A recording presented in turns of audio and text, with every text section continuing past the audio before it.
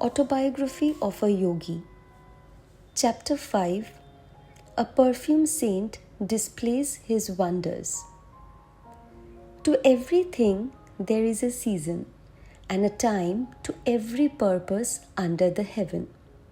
I did not have this wisdom of Solomon to comfort me. I gazed searchingly about me on any excursion from home, for the face of my destined Guru.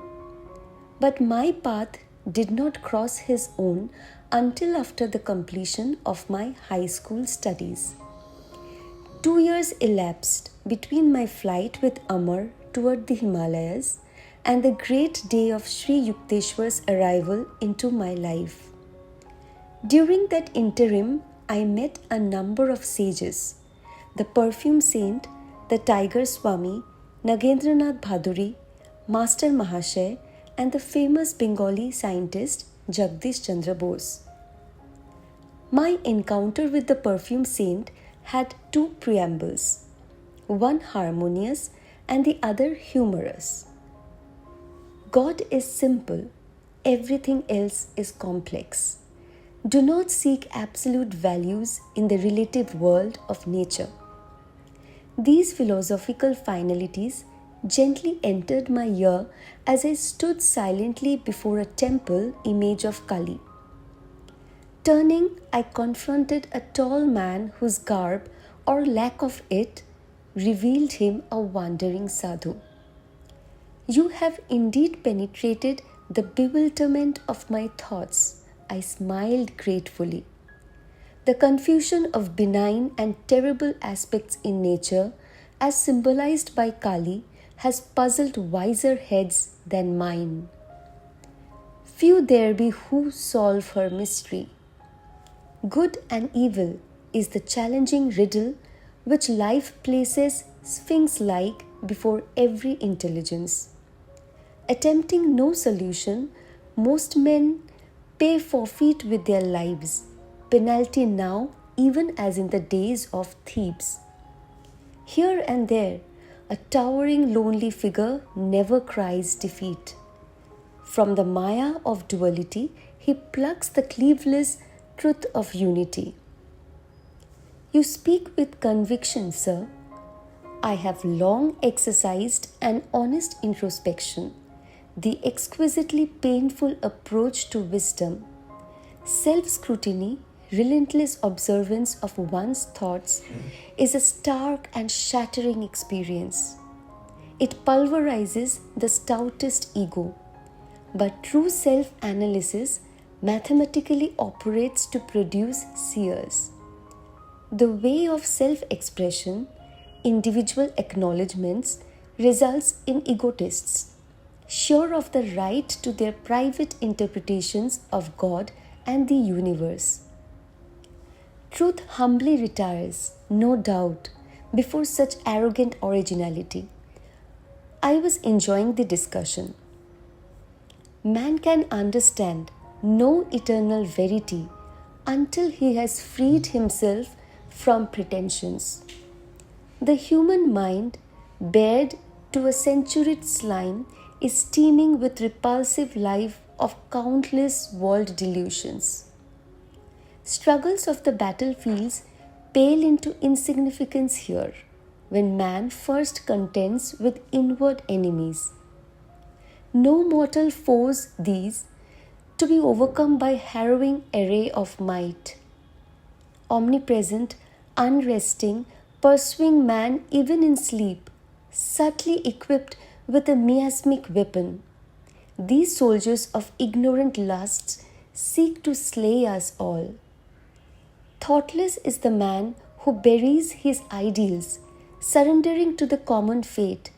Can he seem other than impotent, wooden, ignominious? Respected sir, have you no sympathy for the bewildered masses? The sage was silent for a moment, then answered obliquely. To love both the invisible God, repository of all virtues, and visible man, apparently possessed of none, is often baffling. But ingenuity is equal to the maze.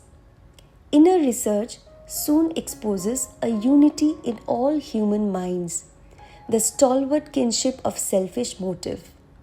In one sense, at least, the brotherhood of man stands revealed.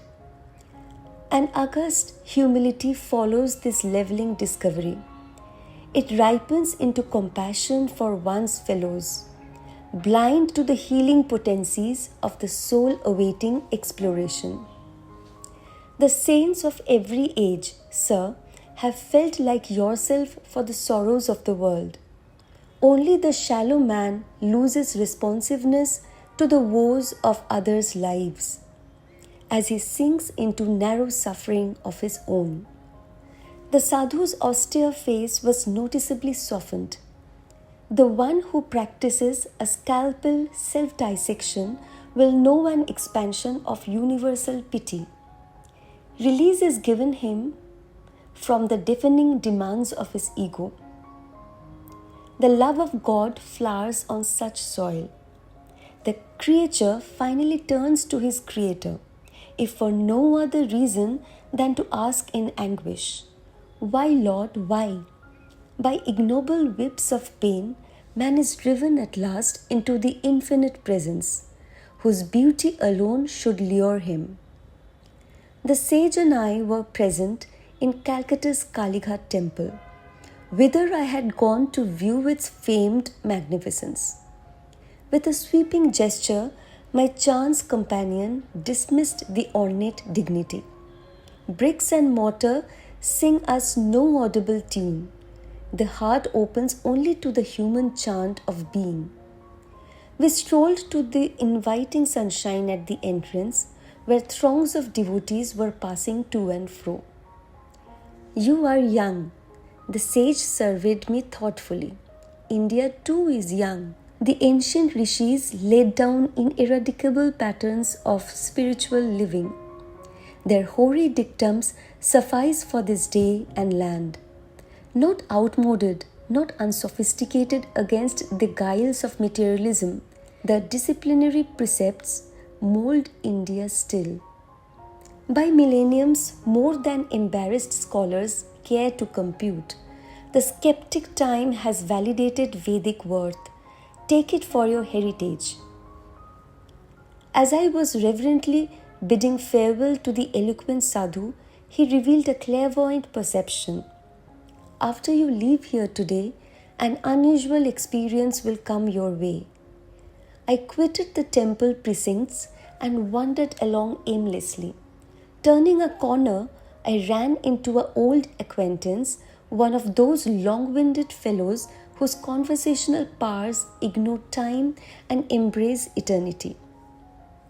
"I will let you go in a very short while if you will tell me all that has happened during the 6 years of our separation." What a paradox! I must leave you now.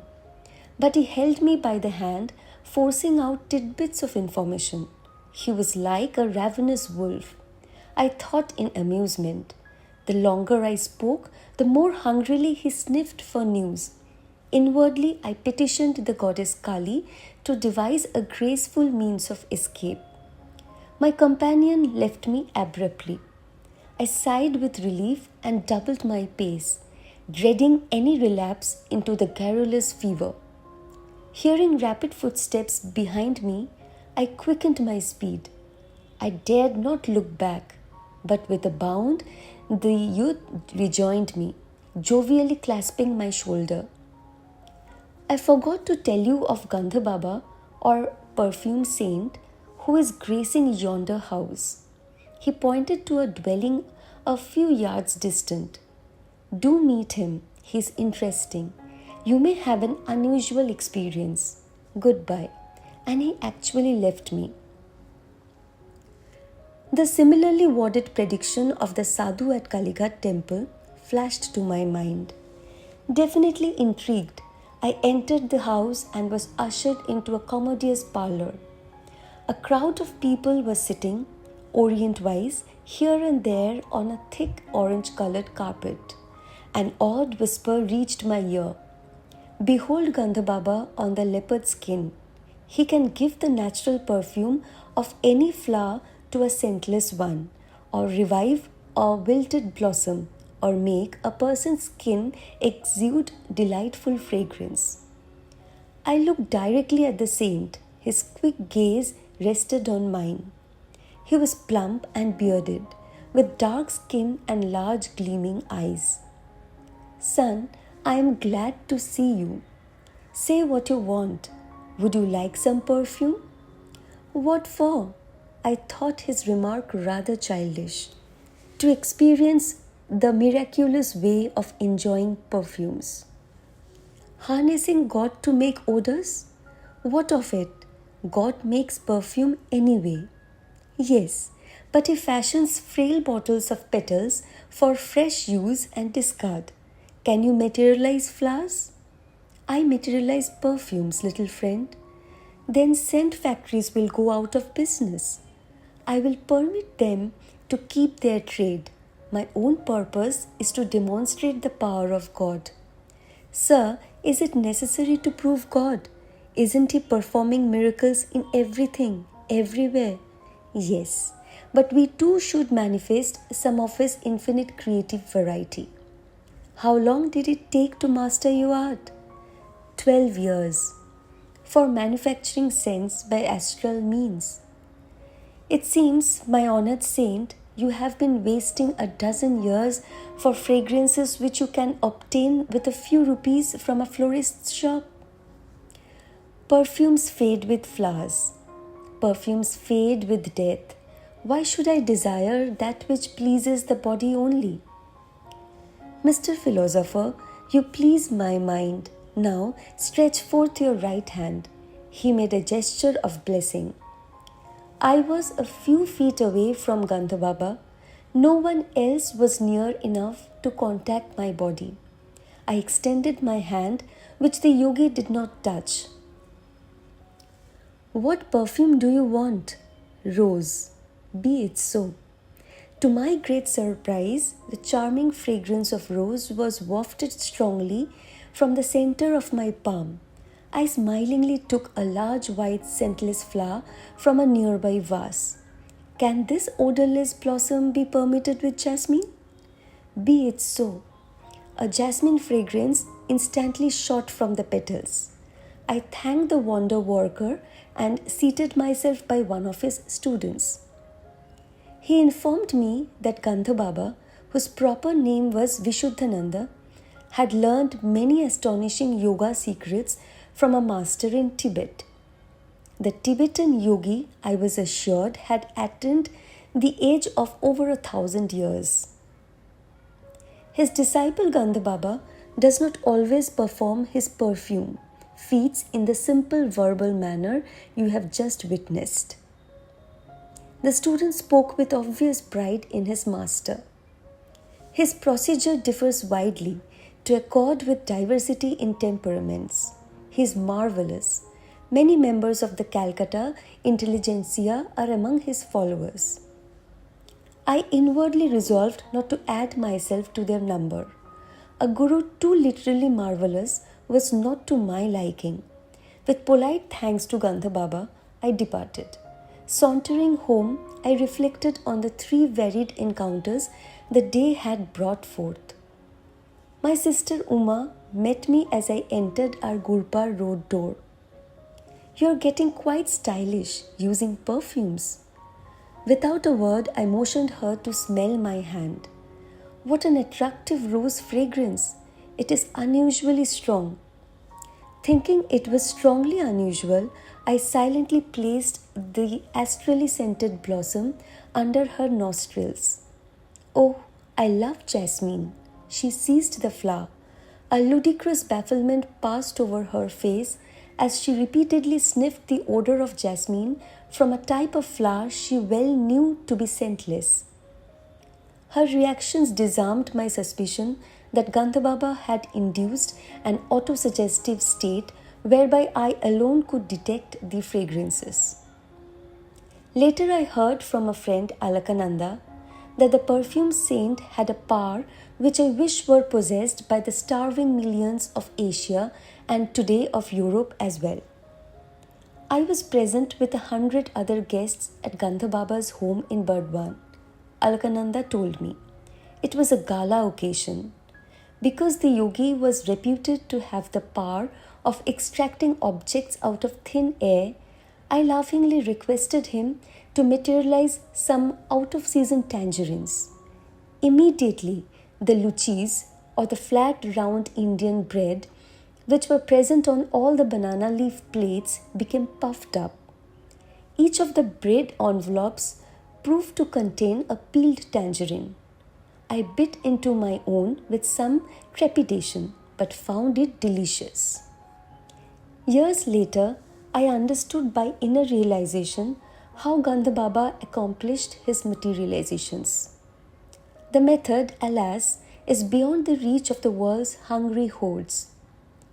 The different sensory stimuli to which man reacts, tactual, visual, gustatory, auditory, and olfactory, are produced by vibratory variations in electrons and protons.